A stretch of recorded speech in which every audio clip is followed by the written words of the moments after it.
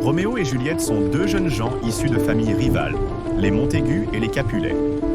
Ils tombent amoureux au premier regard, lors d'un bal masqué, sans savoir qu'ils appartiennent à des clans ennemis.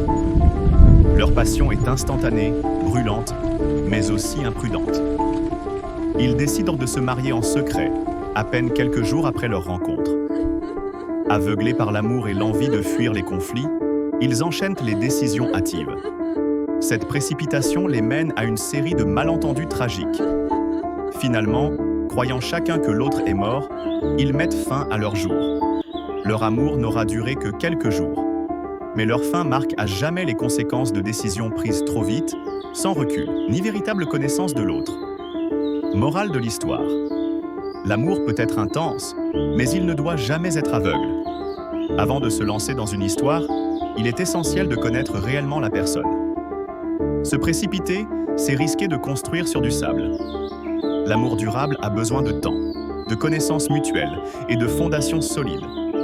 Ils se sont aimés en un regard. Roméo, Juliette. Deux cœurs perdus dans une guerre de famille. Deux âmes qui se sont croisées trop tôt, trop vite, et qui, sans vraiment se connaître, ont cru pouvoir défier le monde.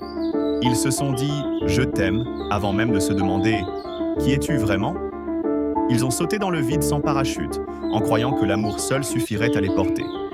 Mais l'amour, ce n'est pas qu'un frisson. Ce n'est pas juste un battement de cœur un peu plus fort. C'est un choix, une construction. C'est apprendre l'autre, l'écouter, le comprendre. C'est aussi voir ses ombres, pas seulement sa lumière. Roméo et Juliette, c'est beau, c'est tragique, et c'est surtout une leçon. Une leçon sur ce qu'il se passe quand on confond la passion avec la profondeur. Tu vois, dans la vraie vie, aimer trop vite, c'est comme s'endormir dans une maison qu'on n'a jamais visitée. Peut-être qu'elle est magnifique à l'entrée, mais qui sait ce qu'elle cache derrière les portes qu'on n'a pas encore ouvertes? Alors oui, parfois, tu te sens seul. Tu as envie d'aimer, d'être aimé. Tu veux vibrer, ressentir, t'accrocher à quelqu'un. Et c'est normal. C'est humain. Mais l'amour qui dure, l'amour qui construit, l'amour qui soigne, ce n'est pas celui qui te tombe dessus par hasard. C'est celui qui naît avec patience, avec vérité, avec du temps. Ne te précipite pas dans des bras inconnus pour combler un vide. Tu vaux mieux que de l'instantané. Tu mérites quelqu'un qui prend le temps de te connaître, comme tu prendras le temps de le connaître. Et si aujourd'hui tu n'as encore trouvé personne, ne panique pas. Parce que ce n'est pas une course. L'amour vrai ne se rate pas. Il arrive toujours. Parfois plus tard, mais toujours au bon moment. Alors sois patient. Sois prêt.